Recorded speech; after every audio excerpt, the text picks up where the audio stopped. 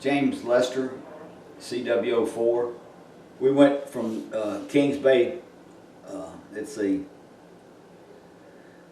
that was in 84. We came back to Norfolk, went to SEMA for a year because while I was in Kings Bay, we were blessed enough that I was able to do a bachelor's program through Southern Illinois at NAS at Jax. And we went down there every other weekend for 16 months, and we was able to complete a bachelor's program in occupational education, because I thought maybe my high school shop, Mr. Rhodes, wanted me to come back to home and take over his job as teaching machine shop.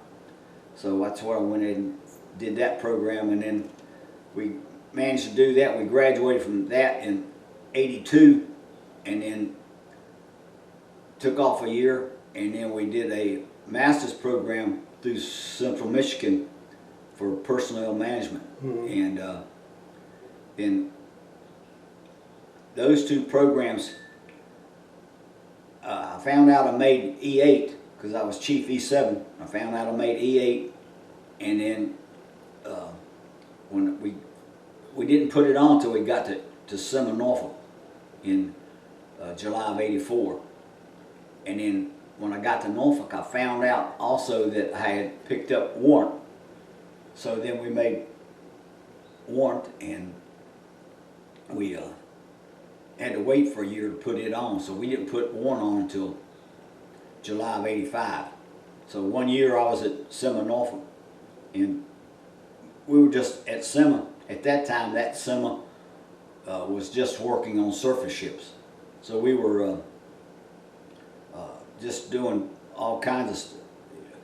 SEMA was basically the same thing as a tender. I mean, we had all kinds of shops. We did everything that a tender was doing, but it didn't get underway. So everybody was always busy, always busy. A lot of stuff going on there. But again, they weren't doing any submarine work. And then after that year, when I picked up warrant, I had to go down to Pensacola, went to 6 weeks of NDOT for warrant, and then went back up to New London, went to school for docking officer because I had gotten a set of orders for NDOT for docking officer on the Resolute, which was a floating dry dock. Well, it took us, when we left Kings Bay, we bought a 30-foot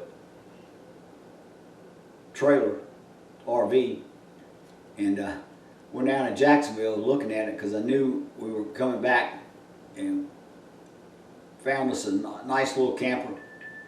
And then I went back to the bank in St. Mary's, and told at the bank guy, I told him, we need to get a loan to get this RV. He says, we're going. I told him we was going back to Norfolk, changing, and it was going to be something we might have to live in for a while.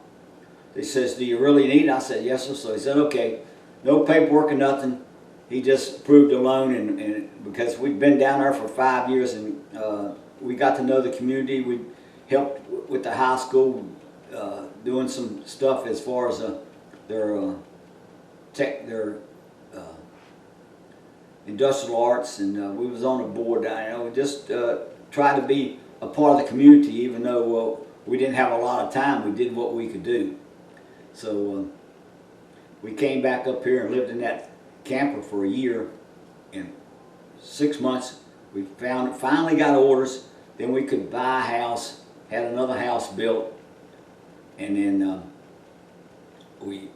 I went on to NDOC up in New London, spent 6 weeks up there, came back and went to the Resolute, which was an AFDM-10, and it was a dry dock, and all we did was dock submarines.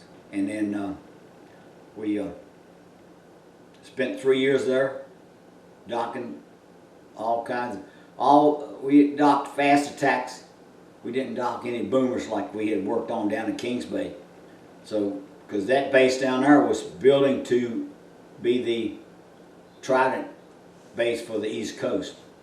And the Trident boats were much bigger and than what we've been used to as far as the boomers. And then we spent 3 years on it. Resolute, good tour. We had our ups and downs because that's what the dry dock did. It went up, down. You know, we drop a dock, put a boat in there, bring it back up, then they work on it, shipyard, tender, whoever had the tasking to work on a boat, that's who would do the work. All we had to do was get the thing up, blast it, get it painted, and then the shipyards would take care of everything else. And then after that, we got 3 years. That was in '88. We found out we had made W3, and then we went to the LY Spear for the second time.